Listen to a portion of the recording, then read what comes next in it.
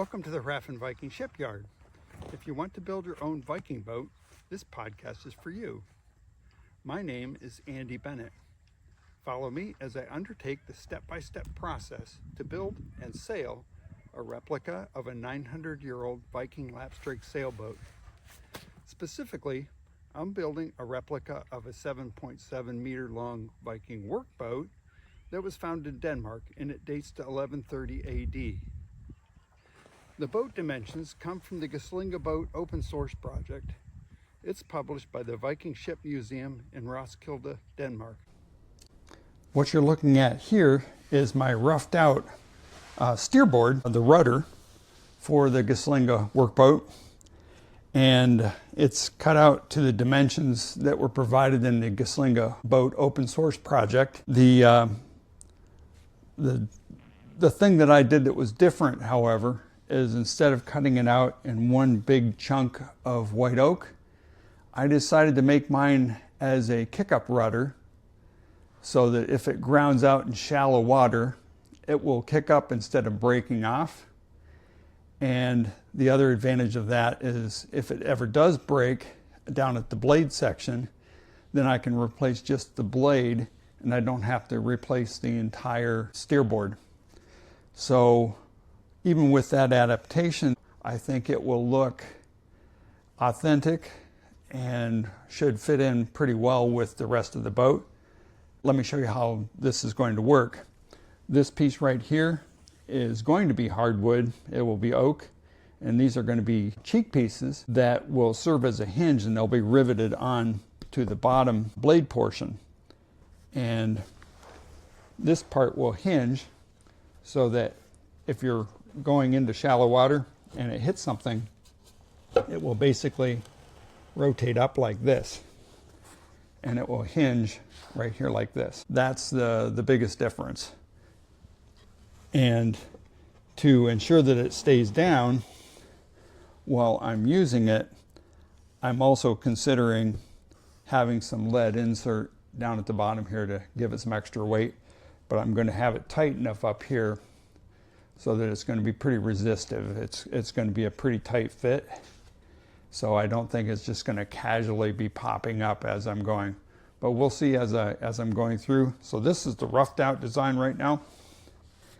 And when I get it shaved down to the smoothed out dimensions, I'll post a little bit more about this.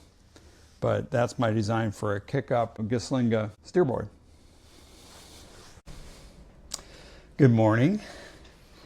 I want to share a lesson learned with you this morning. I'm working with some fairly green white oak. I had it cut late last summer, and it's been drying in my garage. And this is my rudder piece that I cut out for the steerboard. And I made the mistake of cutting it from a 2-inch green slab that's in my garage, and I brought it into my very dry environment of my living room over the holidays and left it in here very dry, and I didn't recoat the end with anything, and it's been uncovered. And what happened was it dried out very quickly without the ends being coated. And look what's going on. I've got some serious cracks forming right down the center of the blade section of the steerboard, right in the rudder. So as far as this piece being useful as a rudder, the strength and structural integrity of this has now been compromised. And what was once a perfectly good piece of solid oak for the rudder, I've now managed to ruin by not watching what I was doing as far as letting it dry out appropriately. So that's a lesson learned. So I'm going to have to do this over again. So this time, when I cut it out, I'll be sure to coat the ends again with anchor seal.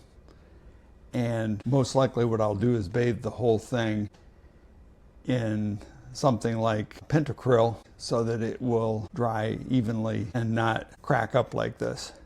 I wanted to share the lessons learned as I go so that those of you that are building a boat, if you're encountering the same kinds of issues, hopefully you'll learn from my mistakes. So there's a do-over. I'm going to redo this piece and hopefully I won't suffer the same fate with the next one.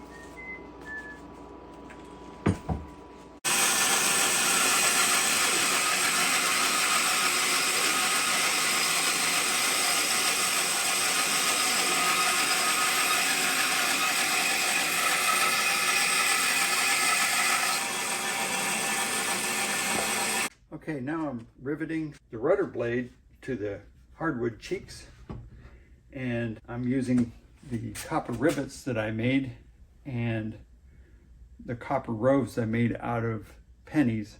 If you're curious how to make those, see my video on how to make copper rivets out of copper stock. And I use my rivet making jig to make those, and then I make the rows out of pennies.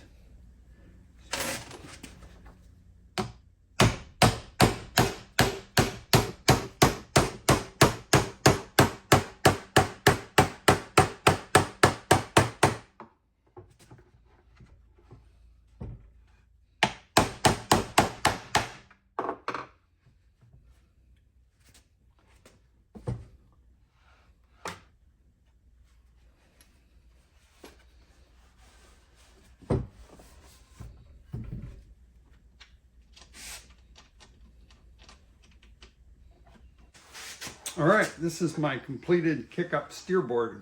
I'd love to hear what you think about it in the comments. I've got it all put together and it's a little bit stiff, which is what I wanted it to be, but I can tighten that up and loosen it with the bolt in the center here by tightening or loosening that. And if I hit an obstruction, it should kick up out of the way. So there you go.